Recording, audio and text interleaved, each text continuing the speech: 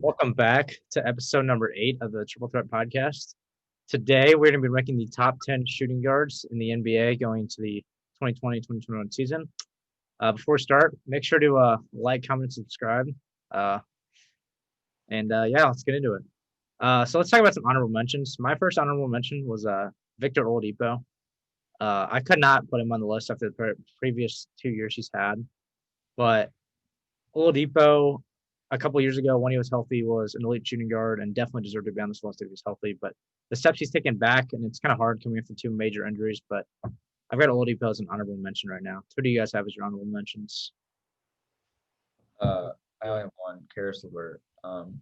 He really showed out in the bubble as a scorer and a playmaker. And I think if they make a trade for a third star, he's going to be a centerpiece of that.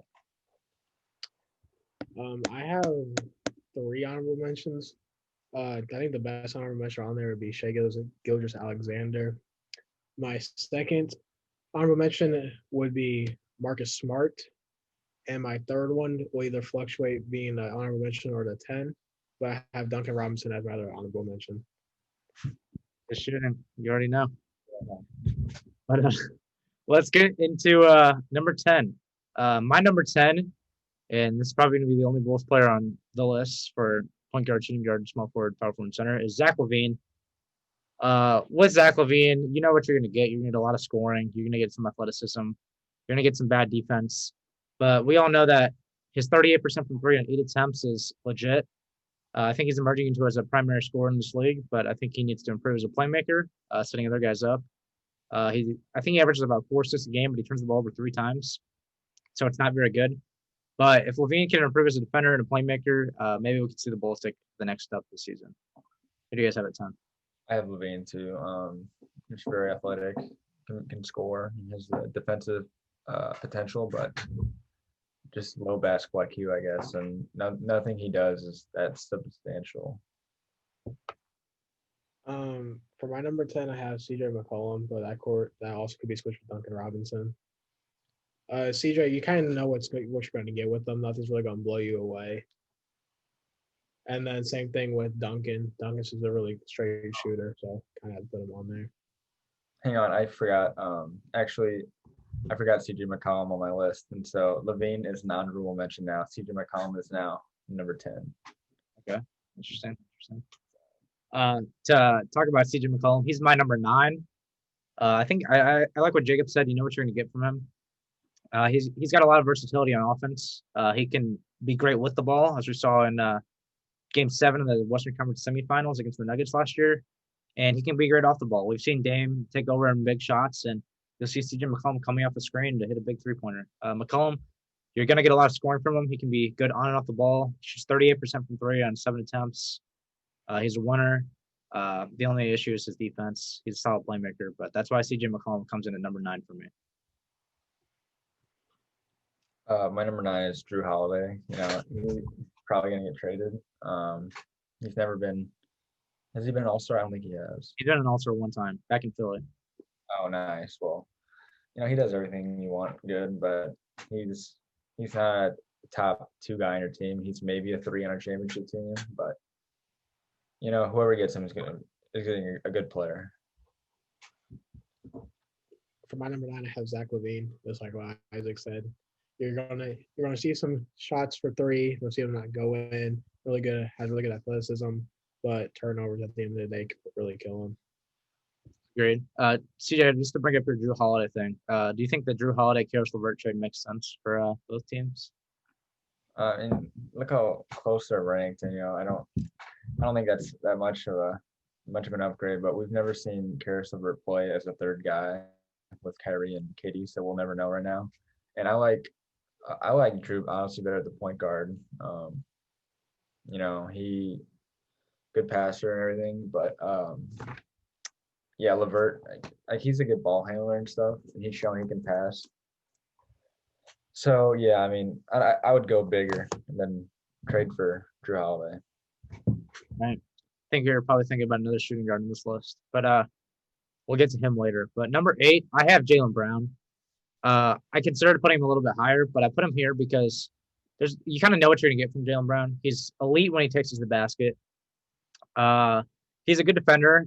He improved from three, but I think the best thing that Brown needs to do is he needs to improve as a playmaker because I think that having him and Tatum as first and secondary playmakers, along with Kemba Walker, could just improve the Celtics attack dynamically.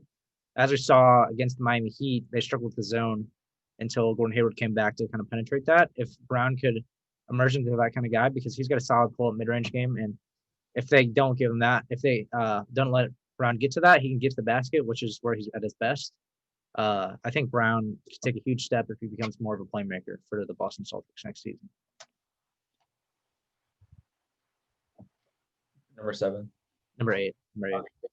Oh, Donovan Mitchell. I like Donovan Mitchell. I think I'm probably higher than him than you guys, even though you guys might have him ranked higher. But he can score. He's very athletic. He can play some defense. I just haven't seen enough consistency with him yet. Like we saw what he could do in the bubble, and just not being able to close out the Nuggets. That shows that he kind of just fell off there. But I think he'll come back strong this season. But For my number 8, I have Jaylen Brown. A really elite finisher around the rim. He can clamp up on defense, and he can shoot the three. But I still see him being higher than other people on this list. you guys, Maybe a couple people, maybe. you guys talk about the playmaking for Jaylen Brown. It's kind of hard when you have Kemba and Tatum. Like, it just shows he's a really good player and he can play off the ball, which is really good. And shooting wasn't even one of the things he was known for coming into the league, but just his combination of athleticism and shooting is valuable. I agree with you, CJ, especially about the playmaking part. The only issue I have with Brown's playmaking is that kind of when he goes to the basket sometimes, or he knows, like, I'm going to score this position, he kind of gets tunnel vision. And I think he misses some open three-point shots for guys like Tatum or Walker or even Gordon Hayward on the wing. Like, it's not a major aspect of his game, but if he could improve his playmaking just a little bit, like, it would just take him to the next level because they'd have to respect him as a passer instead of sending a help, from Daniel or Marcus Smart's man or something like that. Mm-hmm. All right. So at number 7, I was considering putting Brown at number 7, but my number 7, I put Drew Holiday. The reason I put Holiday here was because of his all-around ability. I think you can count on him to be a lead playmaker of your offense, which I think CJ attested to when he said that he likes him more at the point guard position. And you know what you're going to get from Holiday. He's going to bring you consistency, a leader. He's one of the best well-liked guys in the NBA. I think he's one of the best teammates.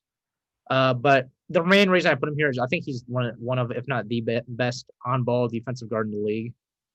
His footwork on defense, his hands, and deflecting the ball at the right time. His defense, he's matched up with Luka, LeBron, Harden. He guards everybody. He's one of the best defenders in the NBA, and I think it's kind of a shock that he hasn't made an All-NBA team. I think he's a better defender than Patrick Beverley, to say the least. But I think, and Eric Bledsoe. But I think Drew Holiday deserves to be at number 7, and that's right. He's at for me. Yeah, and I have Jaylen Brown. I already talked about him. I like him a lot. I can see him passing up a couple of guys I have ahead of him, but right now, as a third option on a really good Celtics team, he's my number 7. For my number 7, I have Donovan Mitchell. I put him here because you see what he's done in the bubble. You see what he's capable of. But in regular season, he lacks consistency, and he really hasn't made a huge jump the last couple of years for me. Going along with the Donovan Mitchell point, I actually have him at number 6.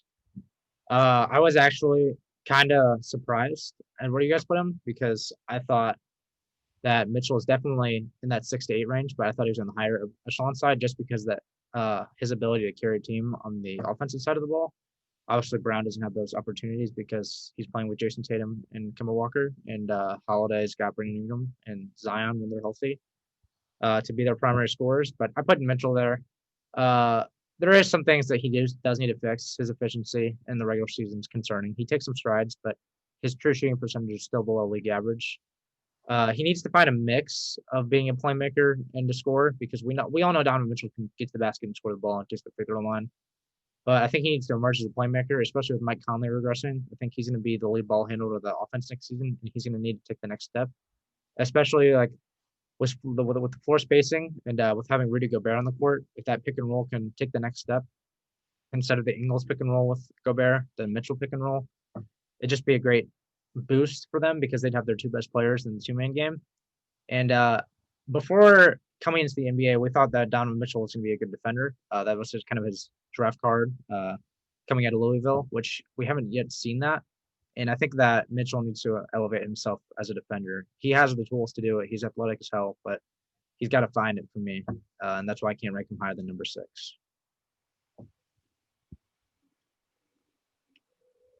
CJ? Number 6. I have Devin Booker. I mean, I don't like Suns fans. Yeah, they're something else. They always just hype up their team, how they're young talent. They're not gonna make the playoffs next year. They haven't made the playoffs in forever. They can't draft, can't do anything. But they did draft Devin Booker, which was good. And he's a good player. He can shoot. He getting better as a playmaker. Can't defend for shit. But he's good, but he's not elite at one thing, and because of that, I think his upside is capped. Jay, who do you have at 6? At number 6, I have Drew Holiday. I put him here, mid-range killer. We also know that. Another reason why I put him here is like Isaac said before, he's an excellent defender. He can guard really anyone on the court. I mean, not anyone, you know what I'm talking about. 1 through 3. Like I said, he guards Harden, guards everybody. Really good passer too, 7 assists. I think he averaged.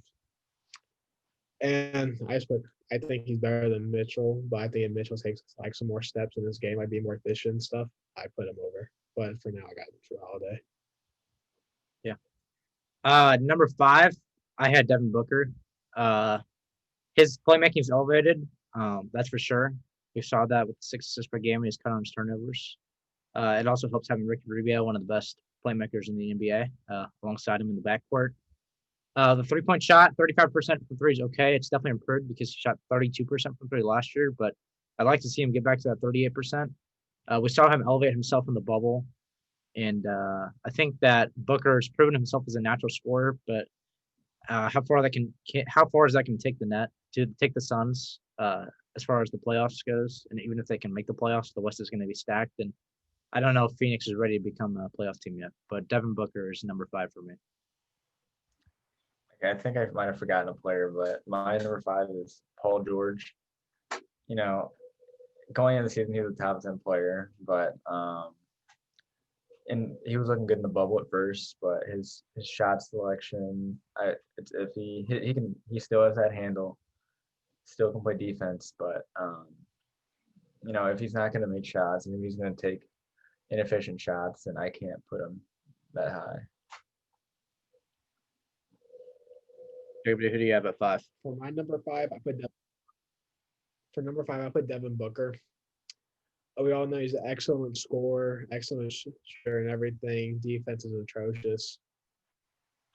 That's the Booker. That's his known for shooting. Like Isaac said before, I'd like to see him get back to 83%, 38%. And yeah, that's why I put him there. I think number 4 is I think he needs to get traded as well. Where would you like to see him get traded to, Jacob? I don't know. I just think if he wants to elevate his career, I think he needs just to get out of Phoenix. I just don't see Phoenix being a place for him. If he goes to the Say it again, CJ. He goes to the Timberwolves. He's not going to do anything there either. Timberwolves. Yeah, he needs to go to I don't like it. The only reason why I see him going to Timberwolves is because of him, D'Lo, and Cat. I think he needs. But I think he go to the Nuggets. That would be nasty for the next 10 years. Jokic, Murray, and Booker. I think you'd have to give Porter and Bol. I would give up Porter for Devin Booker. That's for sure. Yeah. But I don't like the Timberwolves fit strictly because they're going to give up like 150 points per night. They're going to be the worst defensive team in basketball. Mm-hmm. Even if you put like Gobert on that team, like he's not going to be able to save all 3 of those guys, and Cat, Booker, and Russell. But just an interesting thought. If you guys are the Philadelphia 76ers and you're looking for some more floor spacing, would you guys swap Ben Simmons for Devin Booker? I see. I think you keep Ben Simmons and you get rid of Embiid. I That's agree. why.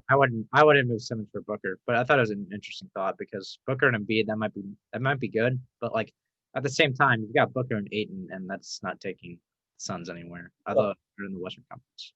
You got to take into consideration the Kardashian curse. It's undefeated.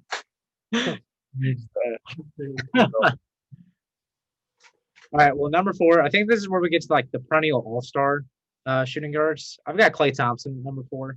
I really wanted to put him higher. I love Klay Thompson. I mean, who doesn't? He's one of the greatest shooters of all time. The only issue, he's coming off of an ACL. It's harder to put him higher than 4. We know he's a 3-and-D wing. We know that him and Curry, the Splash Bros, are going to get back to it next season. But I'm just going to put him at number 4. The 3-and-D, we know that Klay's got it. He's one of the greatest shooters of all time, and when he's healthy, I could definitely see him rising as high as number 2 for me. But that's where Klay Thompson's gonna be up for me at number 4. Yeah, that's where I have him too. I'm expecting big things from him. You know, he's never really relied on his athleticism, and an ACL won't affect him as much as other players. But I want to see him be able to make all the shots he made because being out for a while could have messed up his shot or whatever. But I think they're gonna come back strong. Agreed. For number 4, I have the exact same thing, Klay Thompson. Just because he's coming off an ACL, you really don't know how people are going to come back after that. But I think Klay will be okay. I agree. We all know he can shoot, so I think Klay will be back to normal on the Warriors if they can make some moves this offseason. I'll be back to the top of the conference in the West. But number 3, I have STL's finest, Bradley Beal. He averaged 30 points per game in the regular season. He's elite at that. Don't get me wrong. The efficiency went down a little bit, but it's kind of harder with John Wall being out, and his playmaking. I think his turnovers went up this season. One thing that Bradley Beal didn't do this season was defend. He was one of the worst defenders in the league. But then again, the Wizards were the worst defensive team in the NBA.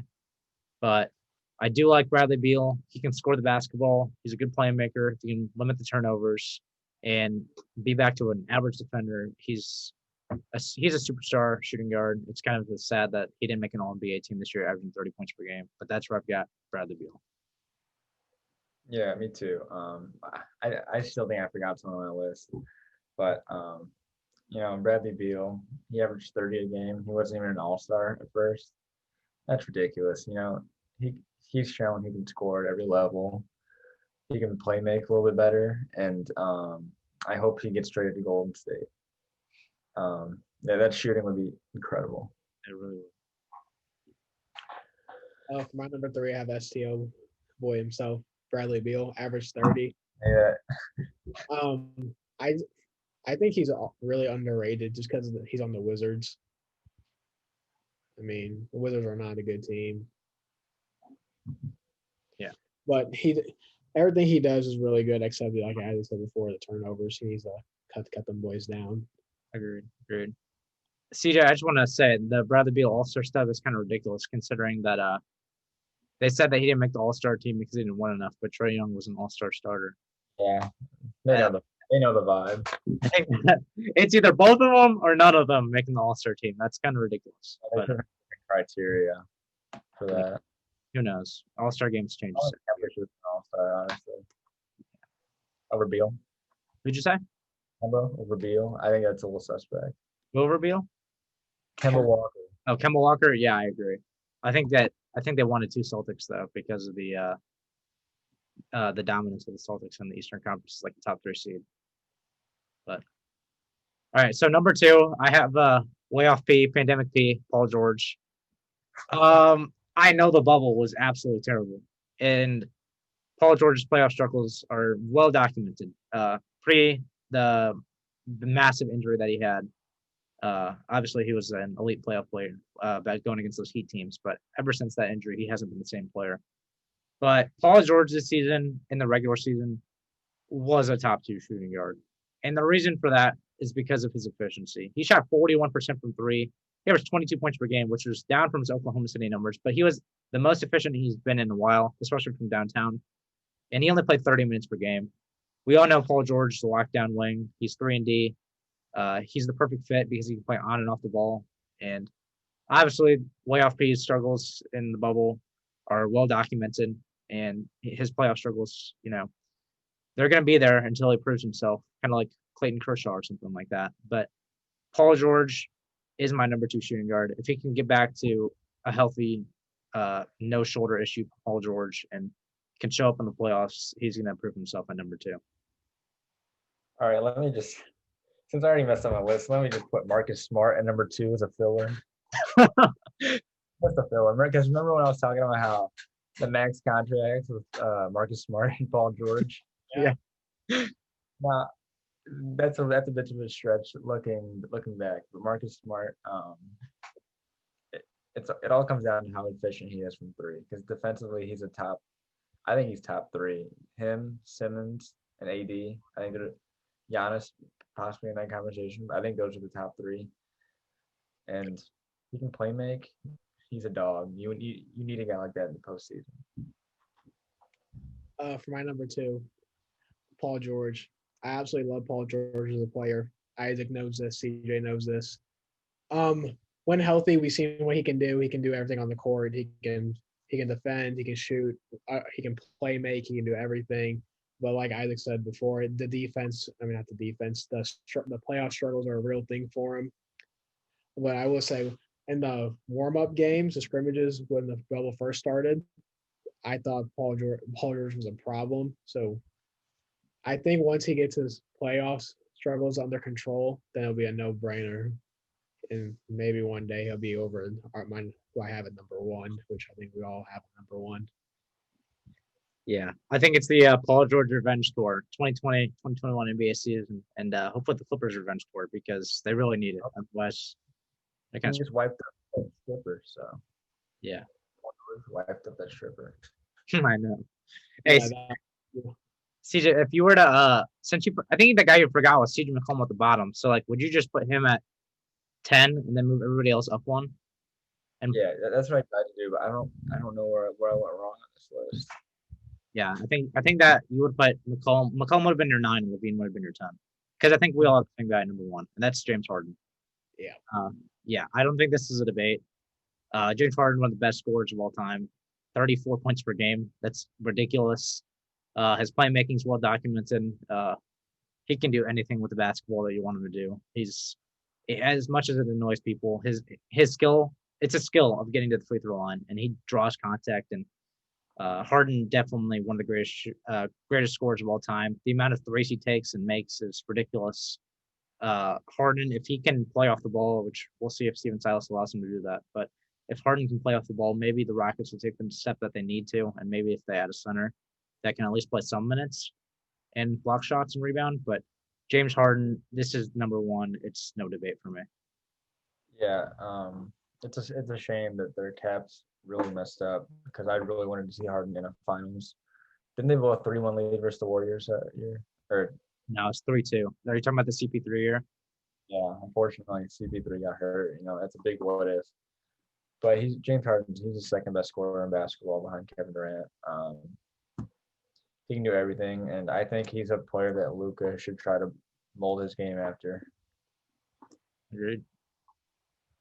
Number 1, Harden. I don't think I have to explain myself. One of the best ISO players of all time. The amount of threes he takes and the amount of threes he makes. Gets to the line a lot. I mean, can't defend them 1-on-1. James Harden is probably one of the most disrespected players of NBA history. I think that he doesn't get his rights and what he deserves as a shooting guard. I think he's definitely going to be a top 5 shooting guard when it's all said and done. I think you've obviously got MJ, Kobe, D Wade, but then after that you've got the Allen Iversons, Clyde Drexlers, Jerry West. I think Harden's definitely going to emerge, and especially if he can get a championship and do a top 5 shooting guard of all time, and definitely one of the best scorers of all time. I don't think it's a debate. Yeah, in terms of legacy, Dwayne Wade's obviously the better player right now with his 3 rings, 2, 3. Yeah. Finals MVP. Yeah, but in terms of playing, James Harden's better than Dwayne Wade ever was. I'm not really don't really need to debate that. James Harden, he can put 60 in your face at any given night. Yeah, if he played And there's this narrative that he doesn't play defense or anything. That's BS. Because he's shown that if he really works at it, then he can really defend. But he can't be playing 82 games a night that hard on both ends of the floor with how much he goes ISO and everything. So I mean, I cut him some slack, but he knows during playoff time he needs to turn up, and he does. So I agree. His workload, especially under Mike D'Antoni, is probably the biggest workload in the league. He's always gonna have the ball. He's always gonna be directing the offense. I think defense is his break because Harden's an NBA player, but he's not the best. He's not in the best shape out of everybody in the league. He's not in pristine, tip-top condition. Like he's gonna need a break, and I think that in the regular season, hopefully they can reduce that because I think Harden's greatness in the postseason is because of that of his fatigue and how much he is asked to handle the ball. It's just I think he needs a little bit more time, and they could load manage him a couple games a year, which I think will help them out a lot. he's one of those players in the league. You just look at his build. I think he's people say he's fat, whatever. I think he's really well built for what he is. And also, he's 6'5". Also, people think he's short. I mean, No one thinks he's short. he looks like that because he's how he's shaped. He looks huge. Starting kind of a twig like Shea Gilgeous. But also, I think like if Russell Westbrook could start being way more efficient, I'll take a bigger load off of Harden's back. If the Westbrook minutes, I think what the Rockets need to do next season is they need to add that center who starts with the starting lineup and plays with both Harden and Westbrook. And then when Harden is subbed out, the center needs to be subbed out. And then it's Westbrook with a bunch of shooters like they did with micro ball. And then when Harden rechecks in for Westbrook, because obviously they're going to have to take some breaks, you have Harden in the center. I think that's what the Rockets need to do. They need to find a good combination to maximize both of their abilities. Because Harden in the pick and roll, we saw with Clint Capella, we've seen with Dwight Howard, is elite. Harden's definitely got multiple. He's got a variety of ways to score.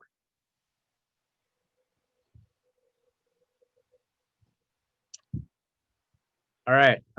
Thank you for tuning in to episode number 8 of the Triple Threat podcast. Make sure to like, comment, and subscribe, and we'll see you next time. CJ Claypool.